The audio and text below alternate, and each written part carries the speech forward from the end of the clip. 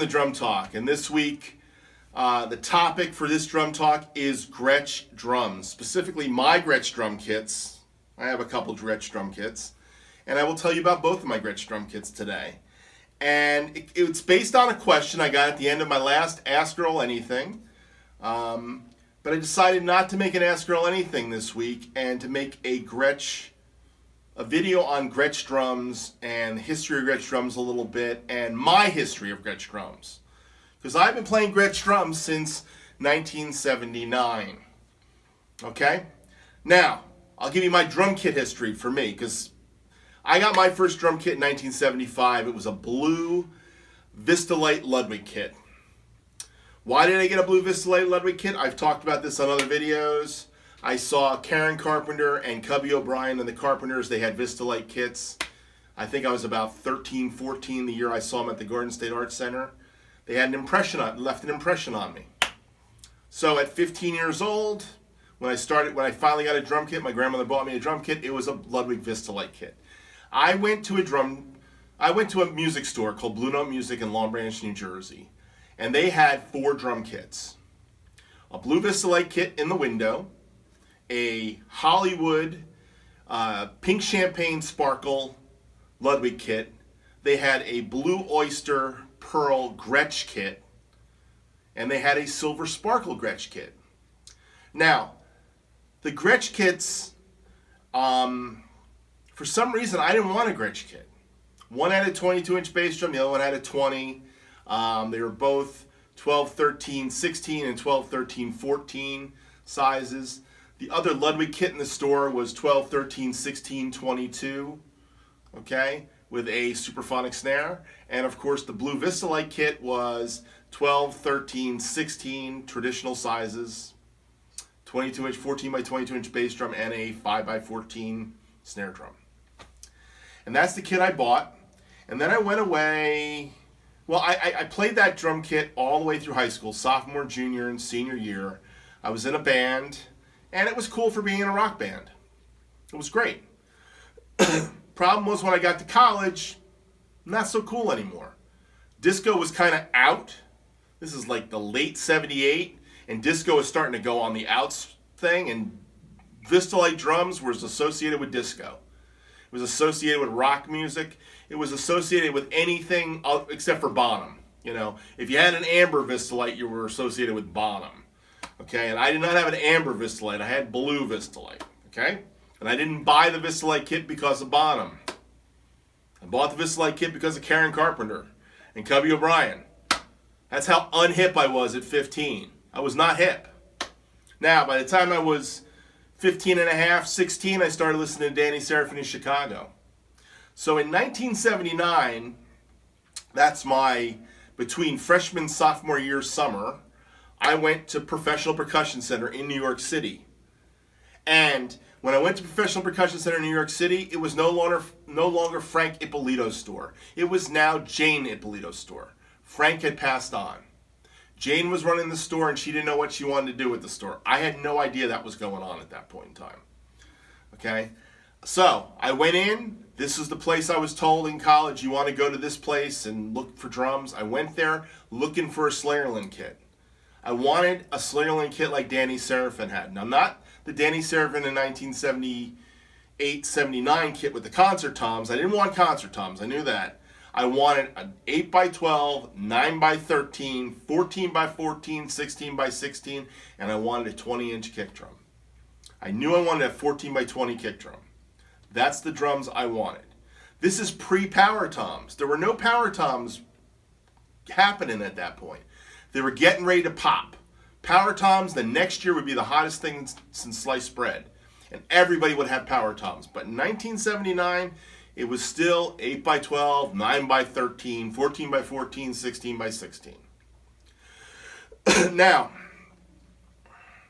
I went to Professional Percussion Center, and the sales guy that I had was a guy named Tim Herman. And Tim Herman is a known name to those guys that were buying drums in the late 70s through the 80s in New York City. He dealt with a lot of pro-level guys, and he was trying to sell me the day I bought that kit, besides the Gretsch drums. He sold me on the Gretsch drums, But he was trying to sell me this. He was trying to sell me the GAD kit. Because he had something to do with that GAD kit. And everybody in New York was coming in getting a 6.5 by 10, an 8 by 12, 9 by 13, and a 10 by 14 on a tom mount. That's what everybody was doing, because that was Steve Gadd's kit. And everybody wanted the GAD kit. Matter of fact, if you listen to Steve Jordan talk about that period of time in his life, he had a GAD kit. He had a GAD kit with the 10 and the 12 and the toms on the stand. Everybody at that point in time in New York City that wanted to be a session guy, wanted to be a player in New York, wanted that GAD kit. I did not want that GAD kit. That was not the kit I wanted.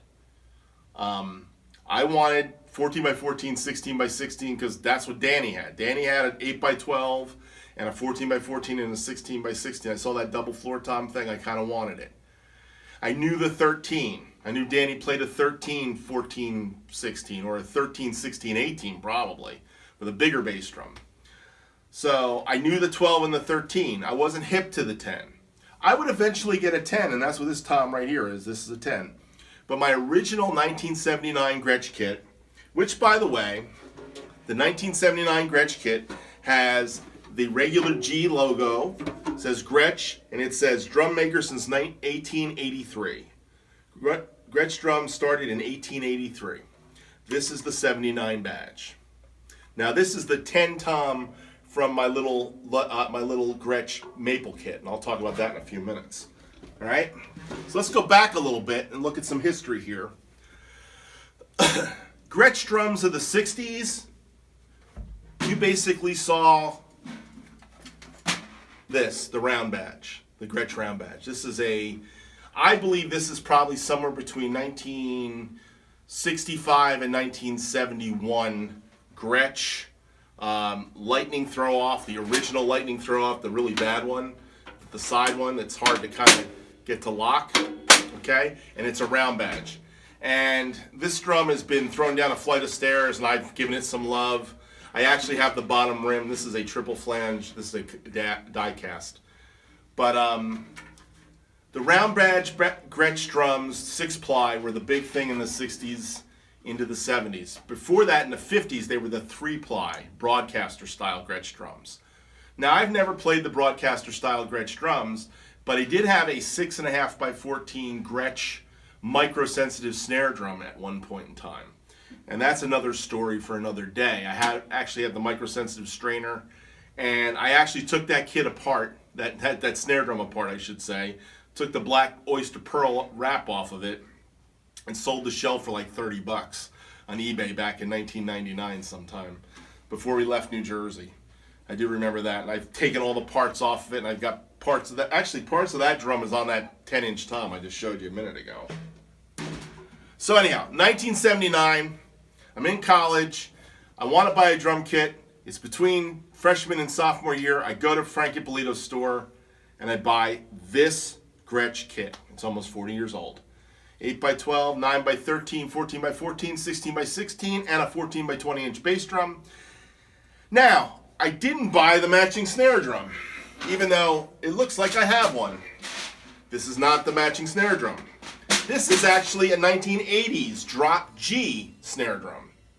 I believe this might actually be 1980 when Charlie Roy bought the Gretsch company, because it's got the drop G, and the drop G was a very short run. It was a short run of these drums. I think it was like 1980 to 1982, somewhere in there. They went drop G, and then they went to the, let me show you the other badge, which is the square Gretsch badge. Okay? Now, this is my 8 by 8. This is my 8 by 10. Let me explain how I got the 8 by 10 and how I got the 8 by 8. So I'm in college, and by the way, as soon as I brought my Gretsch drums in, I had all my friends in college came to me. I was the guy that would fix stuff. I've always been known as the guy that fixes stuff. So one of my first friends that came to me looking for a drum kit, he was wanting to buy a drum kit, was a guy named Pat Catita. We're still friends all these years. Pat was like, I need to go to New York and buy a drum kit. I love the sound of your little Gretsch drum kit. So he went to New York, we went together, I remember, and he ended up getting a set of Gretsch drums. I think we went together. Pretty sure we went together. But he ended up getting a set of Gretsch drums, and he got the GAD sizes: 6.5 by 10, 8 by 12, 9 by 13, 10 by 14. I know he has since sold those drums. I'm pretty sure he sold those drums. But he had a black kit. It was a black wrap, basically. But he sold those drums at some point. I know that. But I played those drums once because I filled in for him on a musical he was doing at this high school. The musical, I think it was MAME, musical MAME. And he had his drum set up there, and I had to go in and play one day. He had to do something in class. He had a class he couldn't get out of. So I pinch hit and went over there and played the show that day. And his drums were set up. I had another friend, Tony Parente, who I went to New York, and I remember going to New York to Gary Greenspan's shop, Drummer's World. He went to Drummer's World, and he bought a Gretsch kit. And I don't remember if the sizes were 12, 13, 16. I don't think he got a 10, but what I remember about his kit was he bought the kit with sonar tom mounts. Now here's the other interesting thing about New York City during that day and age. Gretsch made great drums, they made terrible hardware. Up until the 1980s, deep into the 80s, most guys that were playing Gretsch drums were changing the hardware out. So all during the 70s, you would find Gretsch kits that had Ludwig hardware on it, or they'd have Rogers hardware on it, or they'd have Snare hardware on it. Matter of fact, our little Gretsch kit we had in college had an 18-inch bass drum, 12-inch tom with a Snare Set-O-Matic tom mount on it. Okay? My kit has got Pearl hardware on it. Now, it doesn't look like Pearl hardware. It's those are Gibraltar, Yamaha-looking Pearl hardware today. But I actually have some Pearl tom mounts, the 7/8 tom mounts from Pearl. That was my original tom mounts for this kit, was the Pearl hardware. The reason I got the Pearl hardware was because in 1979, Professional Percussion bought all their Gretsch drums without hardware on it, and they would install the tom mounts of your choice. You could get Rogers, you could get Snare, and they were pushing the Pearl because the Pearl stuff was cheap enough and it was solid enough. And it drilled right through. They drilled a hole into your tom mount, into your tom, and put the tom mount on the toms. And I had tom mounts on my toms until 1988 when I came back from doing a record in Nashville and I played with rims mounts for the first time. And I realized that the singingness of the tom, where just rings on forever, is the rims mount. Because when you choke a drum, it doesn't sing. And by the way, this is how you test for rims if you need rims mounts. Because when you hold the drum, it has that resonation to it. That's a little dead today, but that's because it's tuned down probably. But I bought rims mounts in 1988 after I came back from Nashville, and then I outfitted all my toms with it. But in 1979, it was the beginning of rims mounts, but only studio heavies like Jim Keltner knew about it, or Russ Kunkel. Eventually, Jeff had rims mounts on one of his early Pearl kits. He took on tour. There's a modern drummer from, I think, I think it's 83, the next time he was a modern drummer, and you see a Pearl kit on a custom rack, Jameson rack. Paul Jameson built a rack for him, and then Pearl eventually made that Jameson rack, the Picaro rack they called it originally. And now all the square tubing Pearl racks are the Picaro rack, except for they don't say Jeff Picaro anymore like they did in the 1980s. But he had rims mounts on those kits. Okay, so rims mounts really didn't become popular until the 80s, and by the mid 80s, companies started putting. Well, actually, it wasn't until the 90s that companies started putting rims mounts on toms. They were a custom order type thing you had to do. So my Gretsch drums are Jasper Shell 1979. They are not USA custom drums. All right? Because all Gretsch drums were made in the USA. There were no Taiwan Gretsch drums or Chinese Gretsch drums at that time. You could only get drums made in the USA. The drum company in 1979 was owned by Baldwin Organs and Pianos, Piano and Organ Company, which by 1980 sell to a guy named Charlie Roy, who would then take the drum the Gretsch drums to another place, and eventually put a good tom mount on it. And you'll find a lot of 80s Gretsch drums that have the Gretsch hardware, very similar to what they're using today. It's not exact, but it was the start of a real thick L-arm type hardware that you'll find on the drums. So my drums are 1979, except for my 10-inch 8x10, which is a 1981 Gretsch tom. Actually, it might even be 1980. It was the Christmas of 1980. I asked for a 10-inch tom, and my grandmother bought me a 10-inch tom for the kit. I think it would cost like $150 or something, custom ordered. And then on my wedding honeymoon, we went to New York City, and my wife said, let's buy this tom, so we bought the 8 tom.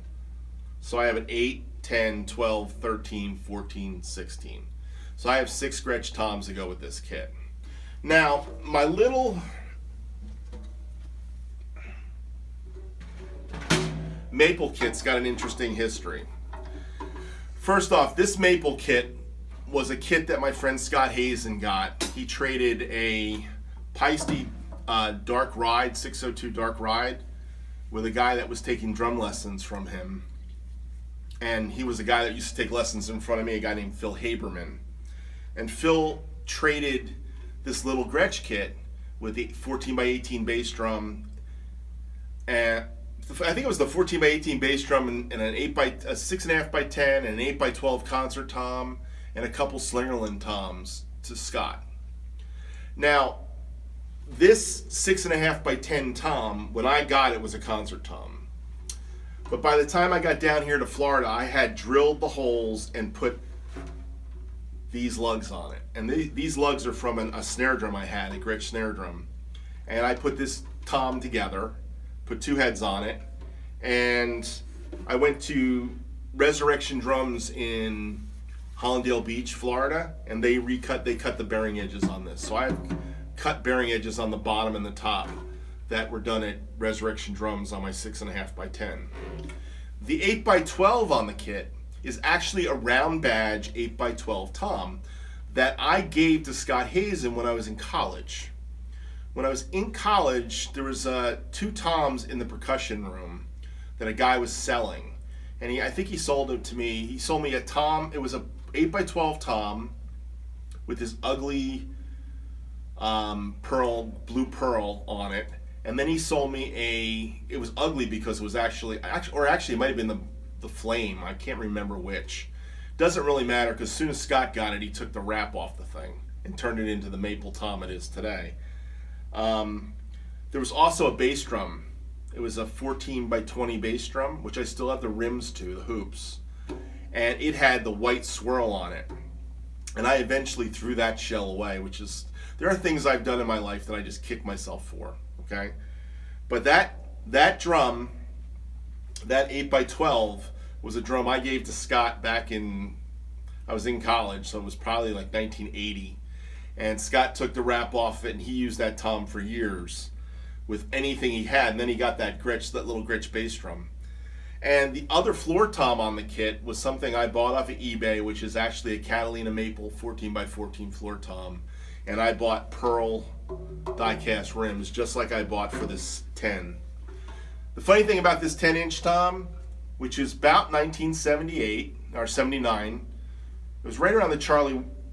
I think it was actually still Baldwin at the time. They were making concert toms with 6 lugs. So when you got concert toms on a 10-inch tom, it was 6 lugs. But once they went to double-headed toms, 10-inch toms, the Charlie Roy era, it became a 5-lug drum. Gretsch has this thing about 5 lugs. They don't believe in 4 lugs or 6 lugs. Ludwig had 4-lug concert toms, 4-lug 6, a 4-lug 8, and then it went to a 6-lug 10-inch tom. So this is a 6-lug 10-inch tom, and technically, when they first started putting these out, they didn't. Actually, the first time I ever saw a 6.5x10 by Gretsch that had 2 heads on it in an ad for Modern Drummer, it actually had triple flange rims on it, and these lugs were offset, kind of like in a sonar kind of fashion. Offset, because they'd be almost touching each other. I put these right under each other. So this is really unique. This is I actually drilled the holes for each one of these. And of course my friend Dan at DMR Drums likes to tell me that I did a really crappy job of that too. But as they say in life, oh well. This one, I put this drum together, man. This is the one I put together, and I put the Pearl die-cast hoops on it. So, it's been through a lot. Now, I have one other thing to show you about my Gretsch drums, and that will be the snare drum. This snare drum is a drop G badge drum, and drop G is 1980. This is the beginning of the Charlie Roy era, I believe. And it was for a very short period of time. This did not come with my drum kit. When I bought my Gretsch drum kit, I bought it with a Snarelin TDR chrome over maple snare drum. I wanted a maple snare drum, and I wanted a Snarelin for some stupid reason. That same day that Tim Herman sold me the drum kit, he offered to make me a snare drum for the price of that Snarelin snare drum. That Snarelin TDR chrome over wood snare drum cost $150, and Tim Herman offered to make me a custom Tim Herman Keller shell snare drum with his snare beds and his cut bearing edges and everything, and his Rogers throw off he was using at the time for that same $150. And I passed on it and got that stupid Snarelin snare drum that I do not own anymore. I got rid of that years ago. It's got to be 25 years ago I got rid of that drum. But I picked this drum up in New Jersey in 1995 at a drum shop in New York, New Jersey Percussion in Toms River, and it cost me $100. And it had the original Gretsch. One side had the original Gretsch throw on it. The other side had a Snarelin throw on it. I eventually put a Dunnet on this drum. And right now it's got S hoops. I have a set of Tama die cast that I could use on this drum if I want to go die cast. But the S hoops on this drum sound great. I do have the 42 strand snare wires. Anyhow, that's my Gretsch drums. And that's my Gretsch story. One other aspect of the story I want to share. When I was in high school, I started with a set of Ludwig Vista lights. I had a friend in high school, a guy named Tom Chavone. And Tom Chavone said to me, you need to play Gretsch, because he had a little blue sparkle Gretsch kit. I told him I would never play Gretsch. I'm a Ludwig guy. It's got to be Ludwig. You know, when you're in high school, you may make some stupid statements in life. That was the dumbest, because I wasn't out of high school 1 year, and I bought my first Gretsch kit, and I never looked back. So Gretsch drums, that great Gretsch sound, is something I don't want to get away from. I love these drums. I have no intentions of selling these drums anytime. Hopefully they'll get passed down to my grandkids. All right. But yeah, great Gretsch sound, man. It's the way to go. So, not USA Customs. It's 1979 Gretsch Jasper shells, and it's the real deal. The real deal Gretsch drums. Thanks for watching. I'll talk to you next time. Bye.